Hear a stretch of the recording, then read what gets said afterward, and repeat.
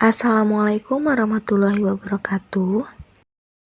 Saya dari kelompok 1 bernama Bundi Triestiani dengan NPM 201821500540 dari kelas R6C.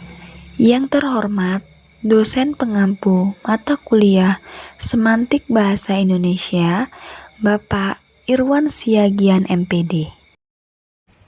Saya akan membahas materi tentang penamaan dan jenis-jenis semantik. Baik, langsung saja ke materi. Saya akan menjelaskan mengenai penamaan.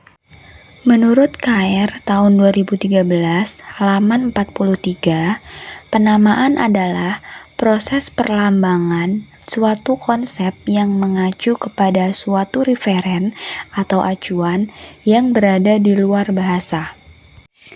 Menurut Krida Laksana tahun 2013 halaman 167, penamaan adalah proses pencarian lambang bahasa untuk menggambarkan objek konsep, proses, dan sebagainya. Biasanya dengan memanfaatkan perbendaharaan yang ada, antara lain dengan perubahan-perubahan makna yang mungkin atau dengan penciptaan kata atau kelompok kata. Menurut Jaja Sudarma tahun 2009 halaman 47, nama merupakan kata-kata yang menjadi label pada setiap makhluk, benda, aktivitas, dan peristiwa di dunia ini. Nama-nama ini muncul akibat kehidupan manusia yang kompleks dan beragam. Alam sekitar manusia berjenis-jenis. Di dalam suatu percakapan yang berjudul Kartilos menyatakan bahwa lambang itu adalah kata di dalam suatu bahasa, sedangkan makna adalah objek yang dihayati di dunia nyata berupa rujukan, acuan, atau sesuatu yang ditunjuk oleh lambang itu. Menurut Plato dalam KR tahun 2009 halaman 43. Menurut Aristoteles dalam KR tahun 2009 halaman 44 menyatakan bahwa pemberian nama adalah soal konvensi atau perjanjian belaka di antara sesama anggota suatu masyarakat bahasa. Menurut Abdul Qair tahun 2010 halaman 14, dalam pembicaraan mengenai hakikat bahasa, ada dikatakan bahwa bahasa adalah sistem lambang bunyi yang bersifat arbitrer. Misalnya, kita tidak dapat menjelaskan mengapa binatang berkaki dua, bersayap, dan berbulu, dan biasanya dapat terbang, disebut dalam bahasa Indonesia dengan nama burung.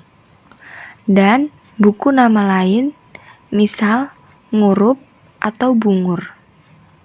Lagi pula, andai kata ada hubungannya antara lambang dengan yang dilambangkannya itu, tentu orang Inggris tidak akan menyebutkan bird, orang Arab menyebutnya toir, tentu mereka semua akan menyebutnya juga burung, sama dengan orang Indonesia. Baik, selanjutnya, penamaan terdiri dari 9 jenis. Yang pertama, peniruan bunyi. Penamaan berdasarkan penemuan bunyi tersebut merupakan nama yang terbentuk dari hasil penemuan bunyi yang dihasilkan oleh benda atau suara yang diciptakan oleh benda tersebut. Dalam buku Abdul Qair tahun 2013 halaman 44. Misalnya, binatang sejenis reptil kecil yang melata di dinding disebut cicak karena bunyinya cak-cak-cak. Yang kedua, penyebutan bagian. Penamaan sesuatu, benda, atau konsep berdasarkan bagian dari benda itu biasanya berdasarkan ciri khas atau yang menonjol dari benda itu dan yang sudah diketahui umum. Dalam buku Abdul Qair tahun 2013 halaman 45 sampai dengan 46. Misalnya, pada tahun 60-an, kalau ada orang mengatakan ingin membeli rumah tapi tidak ada sudirmannya, maka dengan kata sudirman yang dimaksud adalah uang.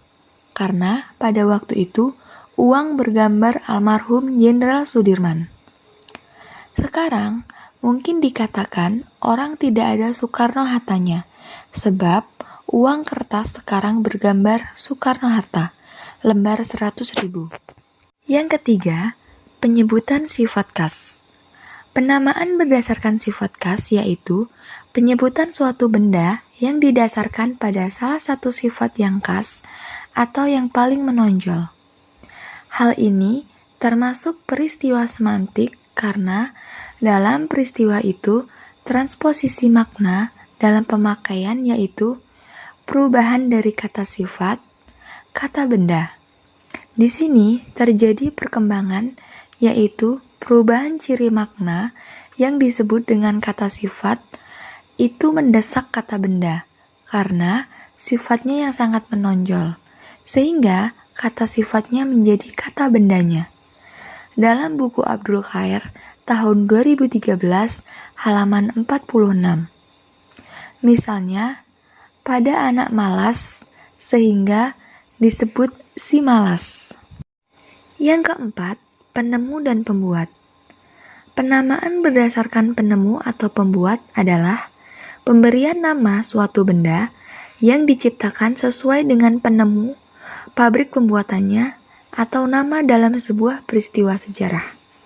Dalam buku Abdul Khair tahun 2013 halaman 46 sampai dengan 47.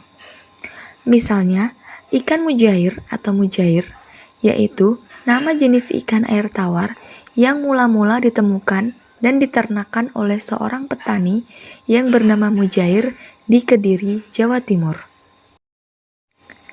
Yang kelima, tempat asal. Penamaan berdasarkan tempat asal merupakan sejumlah nama benda yang dapat ditelusuri berasal dari nama tempat asal benda tersebut. Dalam buku Abdul Khair tahun 2013 halaman 48 sampai dengan 49. Misalnya, kata magnet berasal dari nama tempat magnesia. Selain contoh tersebut, juga terdapat nama piagam atau prasasti yang disebut berdasarkan nama tempat penemuannya seperti piagam Kota Kapur. Yang keenam, penamaan berdasarkan bahan. Penamaan berdasarkan bahan merupakan sejumlah benda yang namanya diambil dari nama bahan pokok benda itu. Dalam buku Abdul Khair tahun 2013 halaman 49 sampai dengan 50. Misalnya, kaca. Kaca adalah nama bahan, barang-barang yang terbuat dari kaca disebut juga kaca, seperti kacamata, kaca jendela, kaca spion, dan kaca mobil. Contoh lain, bambu runcing adalah nama senjata yang digunakan rakyat Indonesia dalam perang kemerdekaan dulu. Bambu runcing dibuat dari bambu yang ujungnya diruncingi sampai tajam. Selanjutnya yang ketujuh, keserupaan. Penamaan berdasarkan keserupaan artinya kata itu digunakan dalam suatu ujaran yang maknanya dipersamakan atau diperbandingkan dengan makna leksikal dari kata itu. Dalam buku Abdul Khair tahun 2013 halaman 50. Misalnya, kata kaki adalah frasa kaki meja, kaki gunung.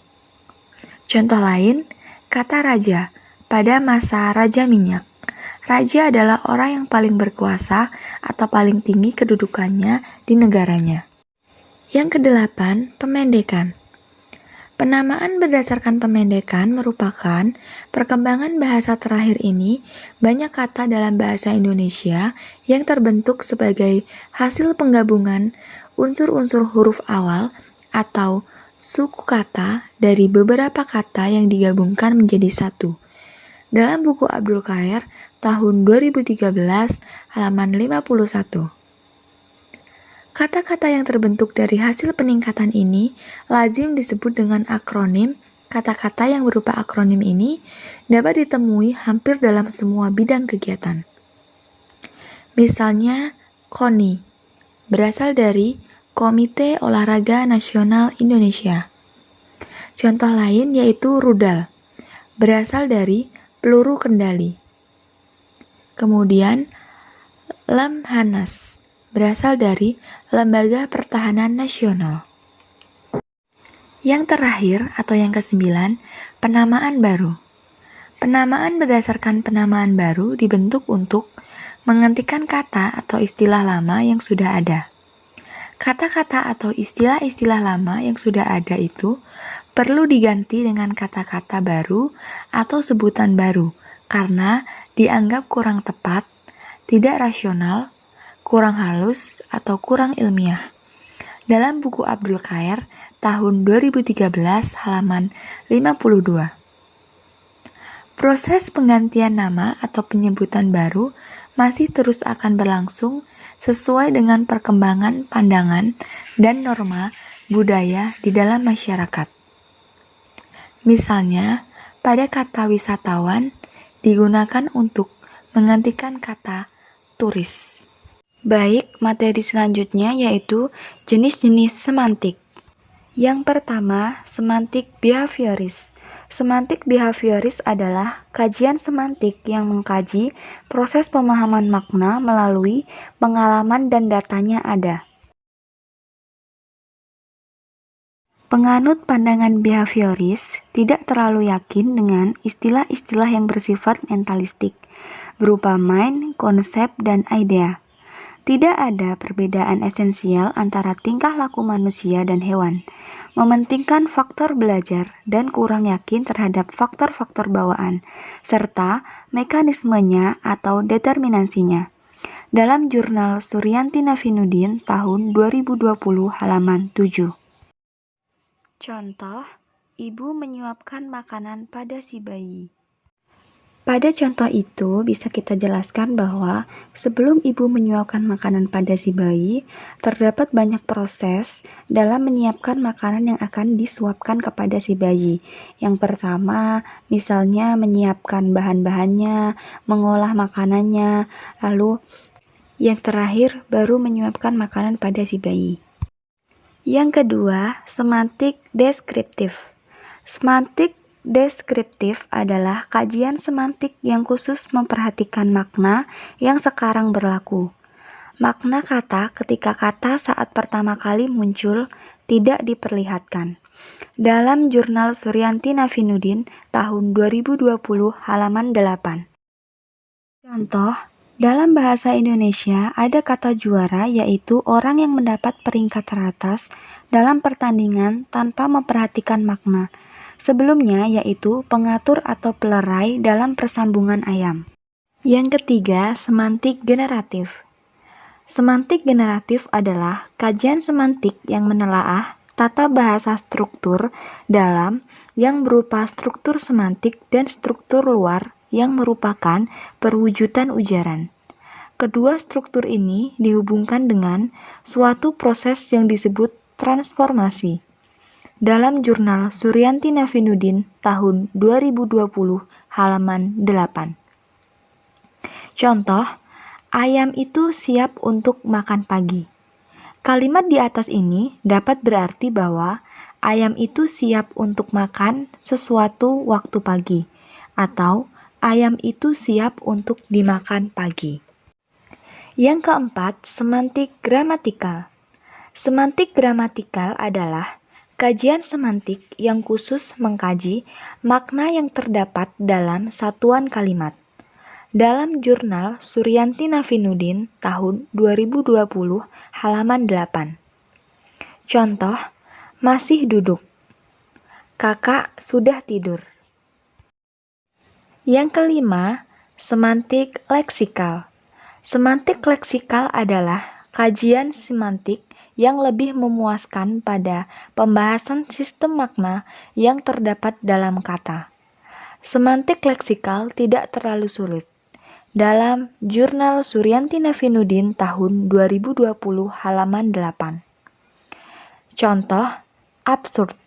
dalam KBBI yang artinya tidak masuk akal atau mustahil. KBBI atau kata-kata yang terdapat dalam KBBI itu termasuk contoh semantik leksikal. Yang keenam, semantik historis. Semantik historis adalah studi semantik yang mengkaji sistem makna dalam rangkaian waktu.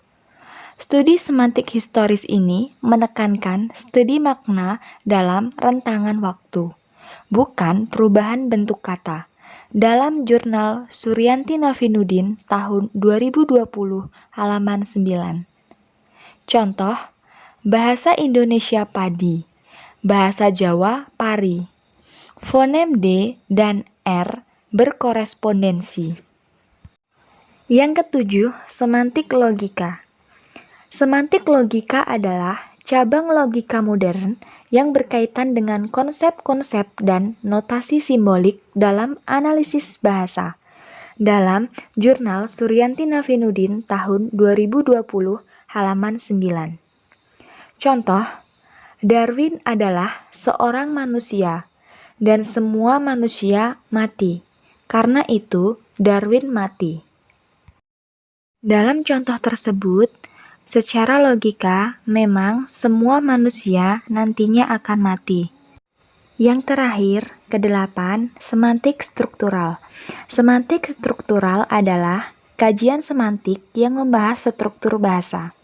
Struktur bahasa terdiri atas unsur yang berupa fonem, morfem, kata, frasa, klausa, kalimat, dan wacana, yang membaginya menjadi kajian fonologi, morfologi, sintaksis, dan wacana.